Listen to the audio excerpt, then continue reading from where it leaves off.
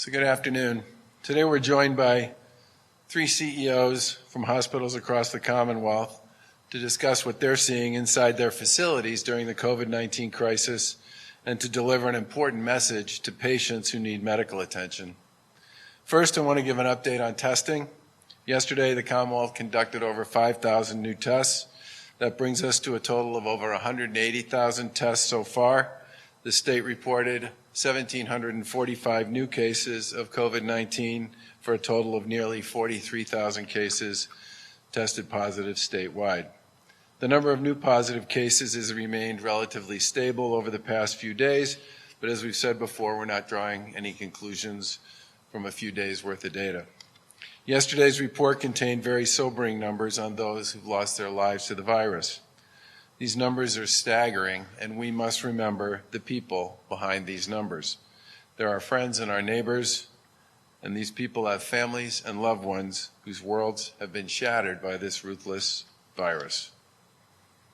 It's a good time to remember that all the sacrifice and disruption we're working through is to protect people's parents, grandparents, siblings, children, neighbors, friends, and co-workers. Families are dealing with their loss in uncertain times, unable to gather in person to say goodbye. I know there's a lot of desire on the part of many of us to get back to some kind of a new normal, but these numbers underscore the importance of continuing to do what we've been doing to push back against COVID-19. That means staying at home, pausing businesses in many cases, changing the way we live, covering our face in public, maintaining physical and social distance, and cooperating with community tracing efforts. Our focus needs to be on doing everything we can to prevent and reduce the loss of life due to this virus. I want to give a quick update as well on PPE. As of yesterday, we've delivered almost 5.5 million pieces of personal protective equipment. This includes masks, gloves, gowns, and other items the command center has provided to hospitals, nursing homes, and other facilities on the front lines, as well as first responders and emergency management personnel. Yesterday, the state received and validated over 200,000 new testing swabs. The supply will be sent out to support our mobile testing program of nursing homes, rest homes, and assisted living facilities, and testing swabs will also be sent to several healthcare providers in underserved areas across the state to expand their daily testing capacity. The command center also recently sent 3,500 swabs and tubes to South Coast Health Systems, who will increase their daily testing capacity by 400 tests a day, and also sent 3,500 swabs to the Cambridge Health Alliance.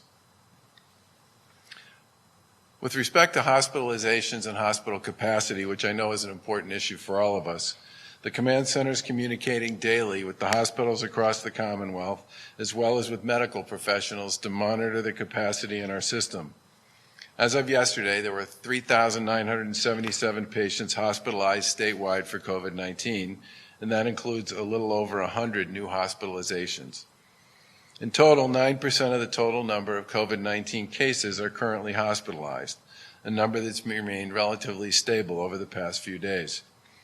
Out of 18,000 available hospital beds statewide, ranging from ICU beds to field hospital beds, over half are empty and available for patients. These numbers mean that we continue to see a slight increase in the number of people needing medical attention due to COVID-19, but they also show that our healthcare system planned well and is managing through this crisis. That's good news. As we know, Massachusetts is the home to one of the strongest healthcare systems in the world. From our academic medical centers to our terrific regional and community hospitals across the Commonwealth, these healthcare facilities have been well positioned to help us withstand the surge. We also planned for this. The command center worked with the healthcare community to model what this uptick in cases would look like, and then we built a plan and we've been executing on it. We've worked with our academic medical centers, our community hospitals, and our medical teams to craft a plan that is flexible enough to dramatically increase ICU capacity, dramatically increase bed capacity, and at the same time create step-down capacity so that patients who didn't need to be at an acute level anymore could be moved to a lower level setting. All in all, this process has given us the structure and the flexibility and the capacity that we need here in Massachusetts to work our way through the surge. It also means our hospitals are well positioned to deal with and take care of the other elements of care that are so fundamental to the work that they do every day. To some extent, that's part of what we want to talk about today. Many hospitals have reported a reduction in patients seeking care for other serious medical conditions, like heart problems, dialysis treatments, and cancer treatments. We know these medical conditions didn't stop when COVID-19 picked up. And our hospitals and our healthcare providers have made accommodations for COVID-19 to ensure that they can also care for the other healthcare problems that they come across every day and do it safely. The purpose of all that surge planning and response was to ensure that our healthcare system would not be overrun and could continue to respond to other emergency needs. People should still call their doctor to talk about their health needs and go to the hospital if they have an emergency. People have worked hard to set up telehealth services, which they've been using to help people talk to clinicians distantly using either video chats or phone conversations to determine whether or not, in fact, they need to be physically seen by somebody. We've also added the Buoy Health system, which has tracked over 85,000 connections so far with people who've used it for self-diagnostic purposes, and if people, based on their data and their submissions, needed to speak directly to a clinician, that's been made possible. And of course, call 911 in an emergency to get to a hospital if you need immediate help. We don't want people getting sicker or exacerbating an illness or an injury, and it's important that people are cared for when they're sick, whether that's for COVID-19 or for something else. Just a few days ago, as part of the regular calls we have every day with hospital CEOs, we discussed this concern over patients delaying life-saving treatment out of fear. And I asked the CEOs to do what they could to get the word out. Many of our facilities have worked together like never before since the beginning of this pandemic, sharing innovative solutions and essential equipment. And the Commonwealth and its people have benefited tremendously from this collaborative approach. And having been involved in the healthcare world for much of my professional career, I can tell you that these hospitals and these organizations are typically, well, pretty competitive with one another. And it's been remarkable to see them work together to make sure that they, you, and we have the capacity and the ability to serve both those who are dealing with COVID-19 and those who are dealing with the other issues in medicine that are much more traditional to what they see every day. And it's terrific that the 6 Boston teaching hospitals participated in a series of TV public service announcements asking residents not to delay care. I want to thank Tufts Medical Center for taking the lead on the project and local video production company Last Minute Productions for donating their time. The 60 and 30-minute PSAs will be played on all Boston TV stations starting today. I want you folks to take a look at the video, and then after it plays, I want to ask Dr. Michael Apkon, who's the CEO of Tufts Medical Center, to come to the podium and share a few thoughts.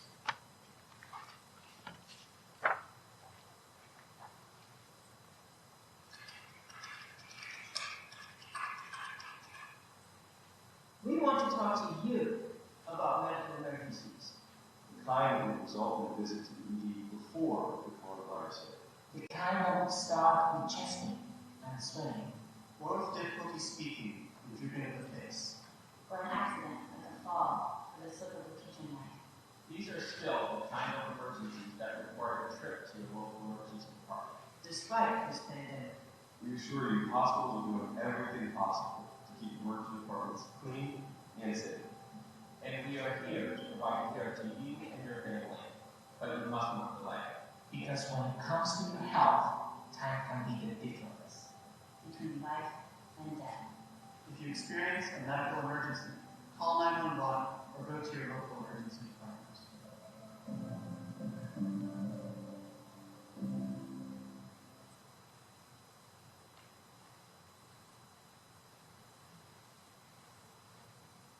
Thank you, Governor Baker. We're honored to be here with you and Secretary Sutters today, and we very much appreciate the partnership that the hospitals have had with both the state and the local government. It is true that we are quite busy caring for patients with COVID-19, but we have a growing concern about what we're not seeing. We're not seeing the same number of patients coming to our emergency departments with strokes, with heart attacks, with traumas. In fact, we're seeing about half of the activity that we would normally see during the month of April. We've seen a 60% reduction in the number of patients coming for care of symptoms related to stroke, as one example. This is in part explained by the fact that people aren't on the roads. They're not exerting themselves the way they normally do. But we also know that part of it is because people are afraid to come to the hospital. And our concern is that fear is leading to adverse outcomes. We've seen children coming to the hospital after having several days of abdominal pain and coming with a ruptured appendix. We've seen patients with symptoms of stroke that are staying at home long beyond the point at which medications that would markedly improve their outcome could safely be delivered. We've seen patients with kidney disease that are staying at home, coming to the hospital too sick to be cared for and survive. We understand the fear that people have, but what we want people to know is that we are keeping you safe at the hospital. We're decontaminating our surfaces, we're practicing social distancing, we're using masks, and we're doing everything that we can to keep you safe. If you are ill, please call your physician to seek care. If you're the victim of violence or domestic abuse, if you're having chest pain, if you're having shortness of breath, or if you're having weakness that might be a sign of a stroke, a heart attack, or a severe respiratory illness, call 911 or visit your local emergency department. What we want you to know is that we're here to help you, we can keep you safe, and please don't delay care that might be vitally important at this time. Thank you. Sure, I'd like to introduce Greg Meyer, who is the Chief Clinical Officer for Partners Healthcare. Good afternoon. Thank you, Governor Baker. Thank you, Lieutenant Governor Polito. Thank you, Secretary Sutters. And a very special thank you to my colleagues who join me here this afternoon. COVID-19 is a horrible disease that is caused by a vicious virus that has extracted a horrible toll, despite the incredible supportive care that our hospitals can offer. That is not always in our control. But we need to avoid a second toll of the pandemic, one for which we do have treatments that work, one that we can control. As we focus our collective energies and resources on combating COVID-19, there has been a less noticed but equally troubling development inside Massachusetts hospitals: a growing number of empty beds in our emergency departments. We are seeing evidence that many people are avoiding seeking medical attention for a variety of urgent issues because they fear possible exposure to COVID-19, or they may not be aware that world-class care here in the Commonwealth is still available to them.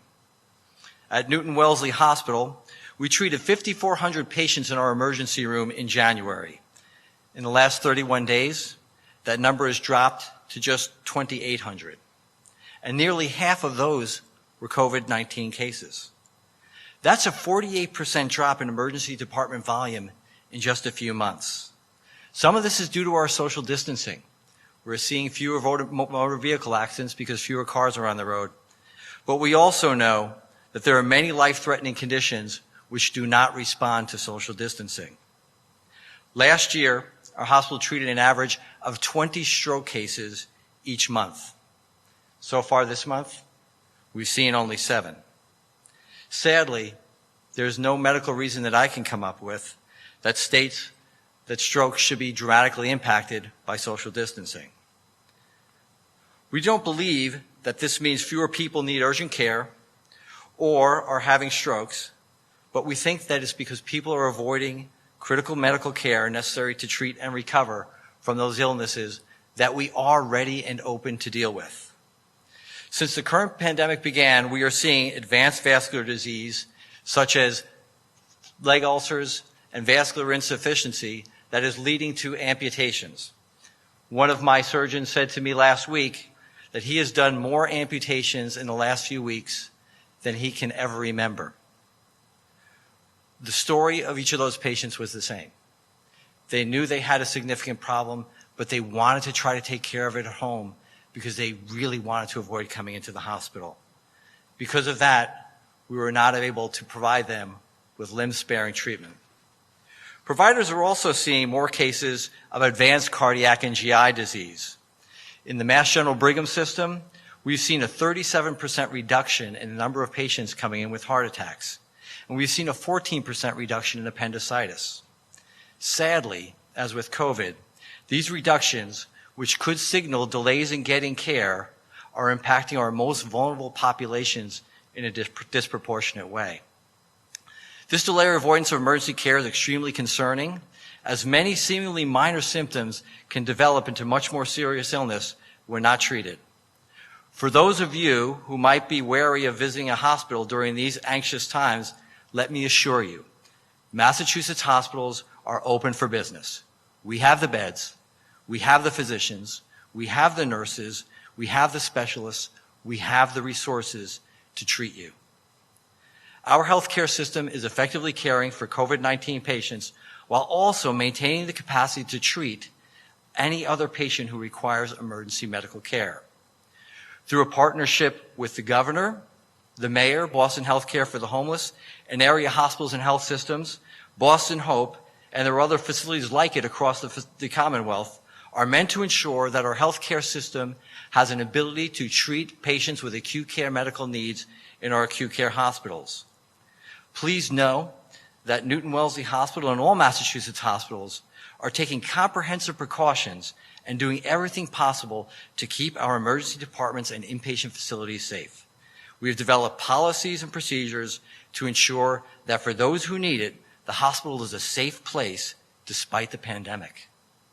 We have also vastly increased our ability to treat patients remotely, removing the need to see patients unless there is an immediate need to do so. Remote care through telehealth provides a convenient and rapid means to have what seems to be minor symptoms assessed by professionals who can determine whether a trip to the emergency room or a face-to-face evaluation is necessary. We're also reminding the public, if you experience chest pain and sweating, slurred speech and facial drooping, severe abdominal pain, an asthma attack, or suffer an accident like a fall or a deep cut, or any other symptom that causes you concern, we urge you to seek medical attention as soon as possible.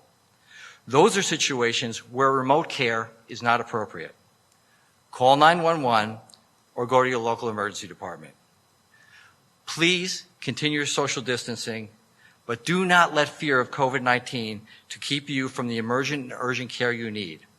Our doctors and nurses will be there for you to provide the world-class care that the Commonwealth is known for. Thank you very much.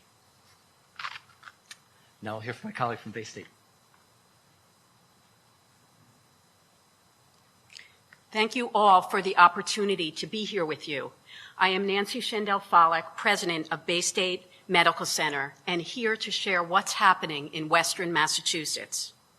As the president of Bay State Medical Center, which is the tertiary academic medical center for the western part of the state, and the only one there, and I want to assure all of the citizens of the Commonwealth in the western part of the state that our priority is patient safety. It always has been, and it always will be. Safety of our patients comes first.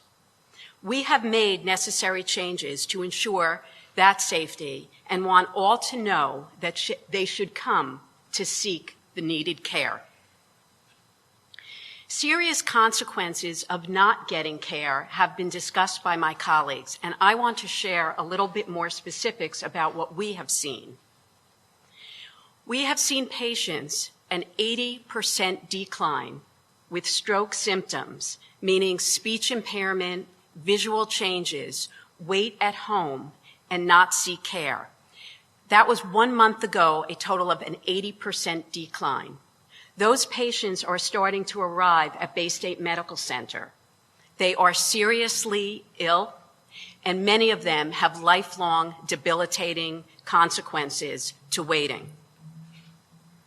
In our cardiac care areas, we have not seen a great decrease in numbers. However, we've had patients that have described having severe symptoms for 3 days, patients that walk 2 miles a day that are unable to walk up a flight of steps, that are afraid to come to the hospital. Decrease in blood flow harms organs. We want you to know that you can mitigate these consequences.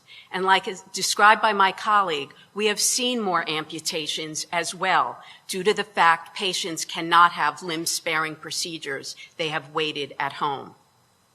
When we look at surgery across the Commonwealth, we deliberately postponed needed elective surgery.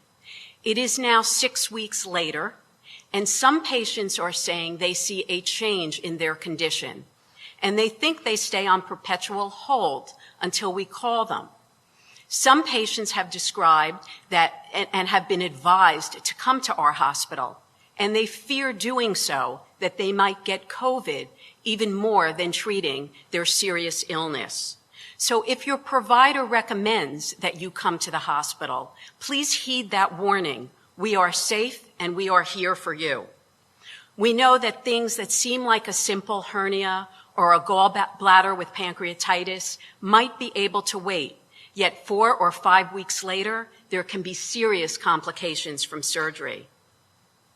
As the only full-service children's hospital at Bay State Medical Center and the only full-service in Western Massachusetts, our pediatric emergency department normally sees 120 children per day. Now, with the arrival of COVID, we are seeing 25 to 30 children per day. And what we know is that chronic care and chronic diseases do not wait for this pandemic to subside. We have seen children that have diabetes, who have fever and fatigue that last for days, whose families are absolutely frightened to seek necessary care. And we unfortunately have seen some with consequences that cannot be reversed. We know, like was described, others where belly pain leads into appendicitis and an appendix that is now ruptured that could have been more easily treated had a patient arrived earlier. We are also seeing 20% fewer patients in our behavioral health emergency department. And we know that patients suffer from anxiety and depression. And we want them to know to call their primary care provider or their psychiatrist, and if they are recommended to come to the emergency department, to please do so. We want to care for you. We are here for you. The Bay State Health hospitals have over 1,000 beds. Today, we are caring for approximately 150 COVID patients and 400 non-COVID patients, so we have plenty of capacity. We have space, we have changed our processes to ensure your safety and encourage you to seek necessary care. Thank you. I will turn it back to Governor Baker.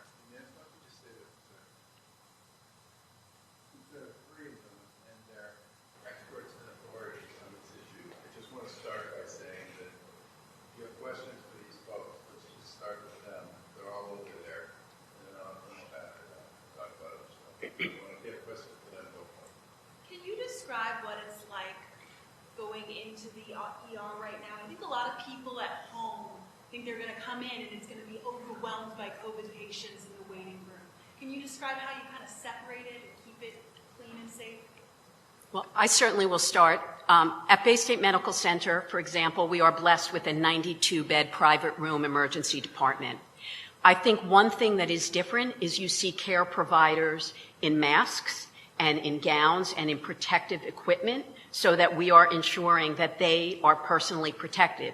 We have focused today on patients. I know all of us care deeply about our healthcare providers and keeping them safe. That said, we triage patients and they are immediately moved into a private room, and we co-locate, which meaning that we have pods. We put certain patients in pods to make sure that those with respiratory symptoms are separated from those that I would consider non-COVID. I don't know if anyone else. At Tufts Medical Center, we're taking similar precautions, and in those areas of the hospital where people may wait for a few minutes in order to be seen, we're spacing out patients so that they are quite far from each other. People are wearing masks. The main difference that people will see is that our caregivers are using the personal protective equipment. But our emergency department and all of our other diagnostic areas are far less busy than they typically would be because of the reduction in our elective cases and because people are just not coming. So the main experience difference will be really around the use of the masks.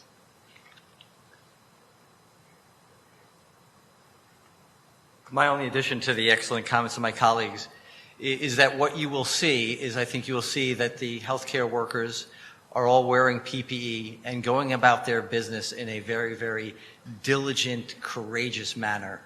And the other thing that I think that's notable, as was stated previously, is that sometimes it seems eerily quiet. The truth of the matter is that the volumes are generally down for the reasons that we spoke about here today, and that's why this public service announcement and what we're discussing this morning is so very, very important. Would you say stroke is one of the primary conditions you're not seeing suddenly? You know, I don't think that, frankly, sadly, I don't think there's anything special about stroke. I think stroke is something that we can easily measure. I think that it is one that we can recognize, but I think it is actually just a marker of what is a much broader phenomenon. So it's not just stroke, it's vascular disease, it's heart attacks, it's abdominal infections. It really runs the gamut. And so, yes, stroke is important. We're seeing it, but I think it's a marker of something much, much larger. Could I ask you how you're feeling about your stock of ventilators, all three of you, and also whether you're providing mental health counseling to your frontline workers who are under such tremendous stress? I'll answer quickly, and I'll let my step over for my colleagues. We are quite comfortable right now in terms of our ability to provide ventilators for patients that need them. We are not concerned that we will be running out of ventilators at this moment. I would remind all of us that the only thing that doesn't change with COVID-19 is that things are constantly changing. But for right now, we feel quite comfortable. And we, I think, like all of our colleagues around the city, around the state, and around the country, are doing our best to offer all of that support. And I think it's important to note that this does indeed take a dramatic toll on our caregivers. Part of this is just dealing with the incredibly sick patients that are coming through the door with higher rates of death than we're used to seeing in our hospitals. In Newton Wellesley, I can tell you that it's over twice what we normally experience, but it's also compounded by the fact that all that we've done over the last 3 decades to promote patient and family-centered care and bring families to the bedside, all that's gone away because of the vicious virus. That we no longer are able to bring in families to be with patients in their times of need, and many of them are dying in what are relatively lonely circumstances, despite our best effort with telecommunications and others to bring the family into it. And so we are offering support to them in every possible way that we can. Yesterday at Newton Wellesley, we held a moment of silence for all the patients that we lost with our caregiver team. I thought it was an important thing to do, but as I walked through the door this morning, I was surprised by the number of folks who came up to me and just thanked me, saying how important that was. Is this raising financial concerns from hospitals as well? Obviously, if less patients are coming in, regular treatment, there's less revenue for the hospitals. Obviously, it's a public health component here, but is there a financial concern for hospitals? There's absolutely a financial concern. There is a significant decrease in activity that would generally provide revenue to hospitals. I think we're all working with both state and federal government to take advantage of the relief programs that have been put in place. Right now, the first priority is providing safe patient care, and the decisions that we're making are not financially based so much as ensuring that we have the capacity to care for the patients that need our services. I would say that there's been an unprecedented level of collaboration and coordination across the Commonwealth. Within our healthcare systems, we're moving PPE, we're moving ventilators if necessary, we're moving patients, and we're doing so really between the systems to ensure that no hospital is really put in the position of having to get to crisis standards of care or not having the capacity to care for either patients with COVID-19 or patients that don't have COVID-19. I believe our industry is going to be changed in many ways for the better, but in ways that have a very significant financial impact, and we're all working through what that future will look like. Right now, the main priority is keeping people safe and delivering the care that patients are requiring.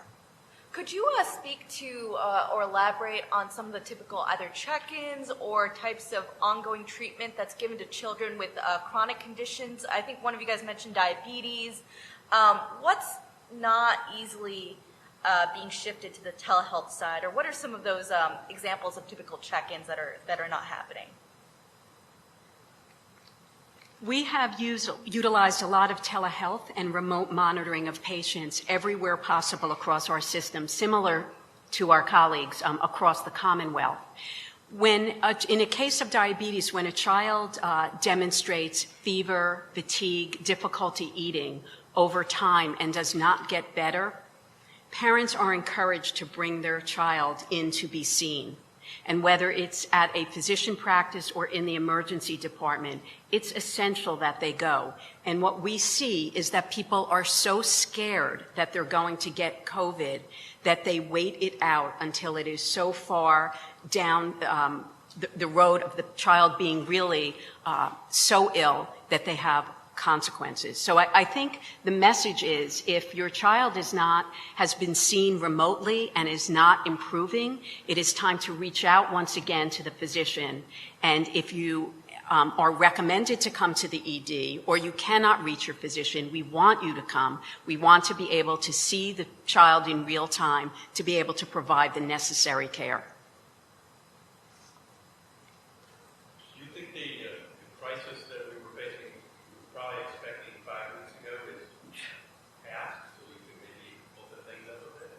Well, I would say that we are seeing a leveling of our cases in the western part of the state, and specifically at Bay State Medical Center. Our peak was on April 8th. I know that it's more than a single point in time, so it's something that we're watching closely, and I will leave it to the governor about when to open things up. We recognize our health care and the health of our citizens is extremely important, and we want to be sure that as we move forward that we do it safely. And we will. We will use social distancing and the like, and what we've learned to be better after this pandemic is subsided.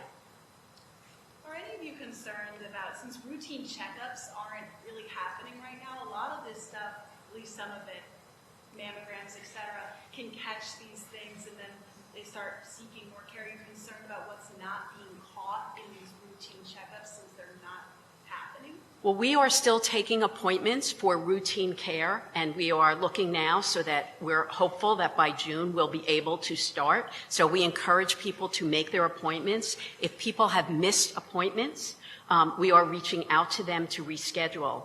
I would say that what we want is to be as timely as possible. And what we know is that if a condition changes, we need people to call us, ask for help, share what's different than it was a month ago so that we can get them in. Because perhaps what was elective in early March is now urgent or emergent. What would you say to people who are in that boat, perhaps waiting too long, but who either were recently laid off or whose relatives were laid off, people who supported them and who feel like they may not be able to take the additional financial burden, of dealing with medical costs after the fact? What advice or response would you give to those potential prospective patients? Well, I think certainly we know in the Commonwealth that we treat all that come to us. And we would hope that people know that we are working with them, and we certainly want them. It's hard to take care of the other parts of your life if you are not feeling well. And so what we want people to know is come in, let us help you, and we will work together to figure out the financial struggles that patients face. And yet we also know that there is care for anyone that is suspected of COVID or respiratory illness, they are covered. We cover everyone in our emergency department, regardless of ability to pay.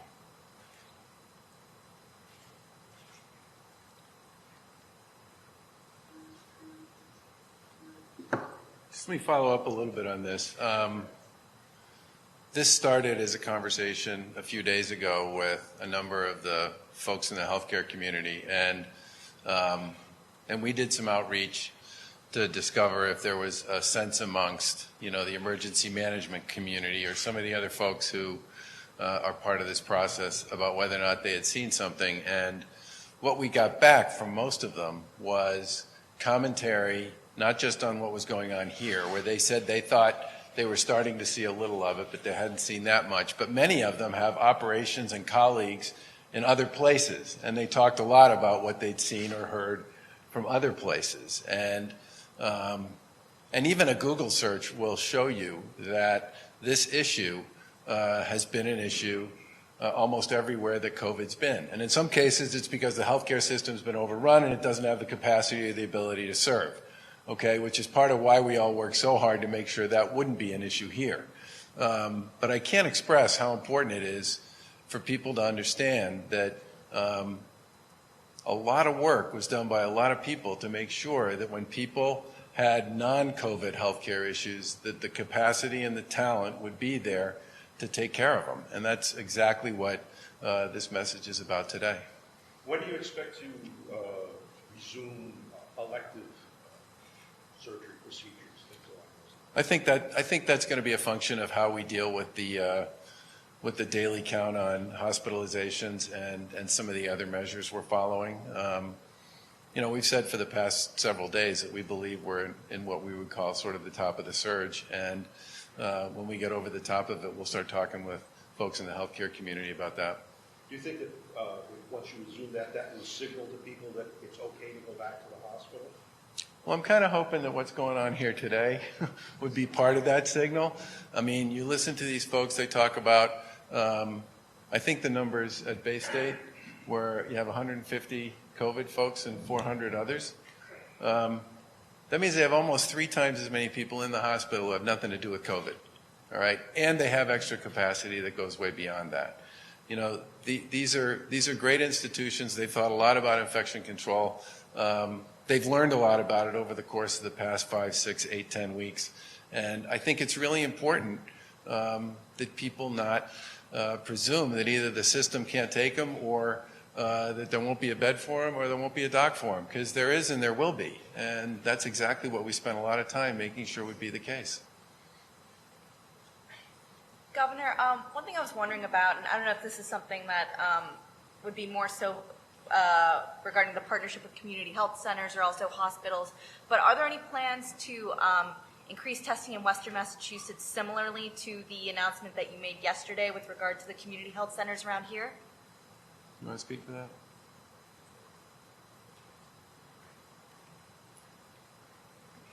So actually, I'm thinking of the email I just got from Dr. Kerouac out of Bay State. We worked with Dr. Kerouac and Thermo Fisher to actually, I think it's almost like quadruple the amount of testing available in Springfield. And Caring Group is a Western Mass Community Health Center, which is one of the health centers that we expanded testing at. Plus, as you know, we have the Big E in Springfield, which is a drive-in. So we continue, and earlier today I was on a call with the Western Mass legislators around continuing to expand testing. We've worked with a couple of ambulance companies to do our mobile testing and asked if there was a particular EMS out in Western Mass where we could do mobile testing through one of the EMSs out there, that we would continue to do that. So we are continuing to push out testing across the Commonwealth. Do you remember what towns or which EMS companies? I'm sorry. The ones that we currently are working with are Brewster and Cataldo in the more eastern part of the state, but as you know, they go everywhere, as does our National Guard. Secretary Sutter, could I ask you a question before you speak up? I'm getting my steps in. I've heard from advocates for seniors that they're concerned about the level of testing for assisted living. They're not licensed by the state like a nursing home, yet you've got a lot of older people, COVID-19 sometimes spreading through. Are you giving enough attention to the 17,000 residents of assisted living? I guess they're considered apartment dwellers, but let you. It's kind of a different category.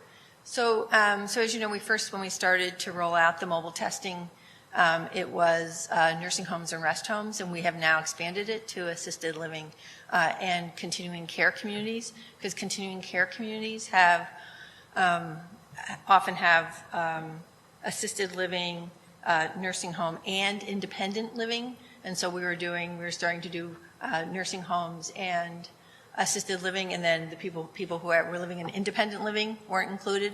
So we've just actually sent out a communication reminding people, like the entire community care community can be tested. Governor, a Northeastern study that came out Just today. add one other thing here, Jonathan. Some of those 200,000 new test swabs that we just validated are going to be used to support testing in assisted living facilities as well.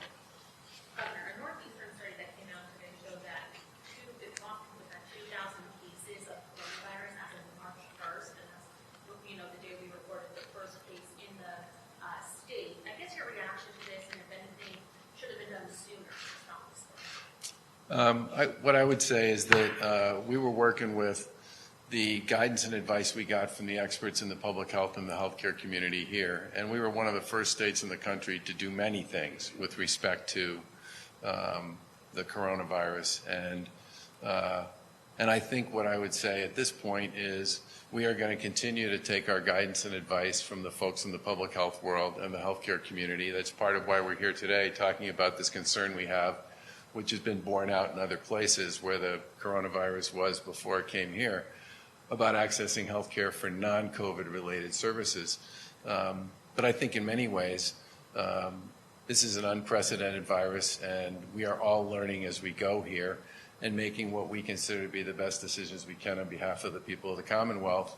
And once again, we recognize and understand the burden and the difficulty that creates for people. But the flip side of that is because of all that work that people did, we have a healthcare system that's in a position where it can both take care of people who are dealing with COVID and take care of people who have other medical conditions, which is something that hasn't necessarily been true in many other places that are dealing with this. Last question. I was just curious, almost every day I get something that people are lawsuit against the state, or advocates are calling for releasing prisoners or testing prisoners or whatever. How do you think it's going? I see there are 7 deaths and several hundred positive cases, but maybe I'm sort of jaded by the nursing home situation. It doesn't seem, at 8,000 inmates, it doesn't seem as severe as many of the nursing homes are facing. How do you think the state prison system is doing in dealing with COVID-19? Well, the state prison system spent a tremendous amount of time with the public health folks in developing their strategies, both for what went on inside the prisons and what went on outside the prisons as well before people showed up for work and all the rest. I think the long story short is they are in constant contact with the Department of Public Health around the policies and protocols that they're using, whether it's related to hand sanitizer or testing protocols or almost everything they're doing with respect to disinfectant and visitation and everything else. And I think that's going to continue to be the way they go about doing their work. But this was obviously something that from the very beginning we took really seriously. The conversations between public health and the Department of Corrections literally started, those might have started in early March, right? Do you think they're handling it pretty well? I think generally speaking, they are following the guidance that they're getting and have benefited from that. But there's always going to be room for improvement on all this stuff. And I think we constantly try to make adjustments based on the data and the information that we gather as we go. Governor, we have heard some reports of some hair salons deciding to try to reopen using safety precautions and CDC guidelines. Is it just too soon for those types of businesses to open because of the nature of what they do? Well, we've said many times that we think it's important for people to find a way to get back to something that looks like a new normal, but it's got to be done safely. And the timing on this, and I can't emphasize this enough, the timing on this needs to be based on data. And there are several pieces of data that almost everybody in every country who's talked about this has relied on. One has to do with hospitalizations, one has to do with positive testing, and one has to do with other data associated with some of the surveillance work that in countries that have really ramped tracing up in a big way are doing there, and trying to get down to the point where you have a one-to-one relationship between new cases and cases caused by that new case.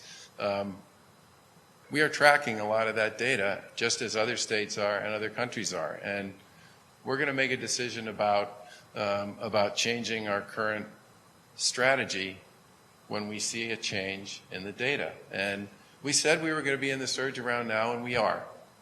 And thankfully, our surge is manageable. And our surge is manageable because we did a lot of work to prepare for it. And that's why we're here today saying how important it is, if you have a medical condition, you need to make sure you get it treated. I can't say this enough. There's plenty of evidence out there that shows that in other places, this didn't happen. It's really important, if you have a medical condition other than COVID, that you listen to what the experts who are here today had to say about the fact that they have capacity and the skill set to safely treat you. And I think it's really important that everybody understand that. Governor, Mitch McConnell has suggested that states be allowed to file for bankruptcy in place of continued federal funding or bailouts, I guess. Is that any way in the cards for Massachusetts? That's something the state should or could even consider? Well, as I've said before, I think the federal support we got out of a number of the pieces of legislation that have passed so far is very helpful. And I'm anxious to see what they do with this fourth piece of legislation, because it does have some very important elements around testing and treatments, which I think all of us believe the federal government has a hugely important role to play in. But I think one of the things we benefit from as we think about all this stuff is we have a very significant Stabilization Fund that people worked really hard to put together, and I believe that will help us in many ways work our way through the downturn. Governor, have you heard it? Can you tell us what the state is doing to ensure that the number of deaths aren't being undercounted with people dying at home? I know there's new concern that possibly the number isn't what we think. There's a lot of what I would describe as retroactive review, not just going on here, but going on in practically every state in the country with regard to that, for the primary reason that a lot of people didn't really know that COVID was in their community until after it had been, after a little bit of time had gone by. But that's something that I think our folks take pretty seriously, both on a go-forward basis and on the look back. Governor, an analysis of the state's COVID-19 data shows that per capita cases for Latinx residents are more than 3 times that of white residents, and for black residents it's 2.5 times. Any idea why that disparity, and what are you specifically doing to address that? Well, we've said all along that distancing is a big part of how you manage this issue, and density is, virtually everybody who studied this issue said density in many respects is one of the biggest challenges people have with respect to dealing with COVID-19 because of its contagion. And that's part of the reason why in the Plain States, for example, you don't see anywhere near the same kinds of traction with respect to COVID that you see in places like New York City or places like Massachusetts, which tend to be a lot more dense than other parts of the country. And I think in particular, on the issue that you raised, that has a lot to do with density. And it's part of the reason why we've been so aggressive about expanding our program with the community health centers, because they are, in many cases, the most important care asset in many of those communities. And it's who we're going to work with to try to see if we can't do everything we can to make sure people know where to go, know what their standing is, and how to access care. Thank you. Can you talk about the unemployment numbers released today, slightly down from last week, still a huge number, 80,000? So our big objective on unemployment has been twofold. Number one, to move the enormous number of people who applied, and it's literally been, we've talked about this before, it's been anywhere from 10 to 15 times as many per week as we've ever seen through the system. And that's translated into hundreds of thousands of people on traditional unemployment insurance assistance here in Massachusetts, and a constant back and forth between people who are applying in our call center, which used to have 50 people in it and now has 850 people in it. And they've done hundreds of thousands of outreach calls and a town hall basically every day in English and Spanish for the past 3 weeks that have been attended by 175,000 people. We also set up an electronic application for the so-called gig workers who don't qualify for traditional unemployment insurance. And I got to give a lot of credit to the team on that one. They put that up in 2 weeks. And we're one of a very few number of states that's actually accepting online applications for gig workers and has the program integrity that needs to be in place to ensure that we pay appropriately to people who apply. And those folks, in many cases, are probably going to start getting their checks next week, which is a great thing because that's a big part of the community that I think we all wanted to make sure that we got resources out to as quickly as we could. Governor, Thanks. retailer,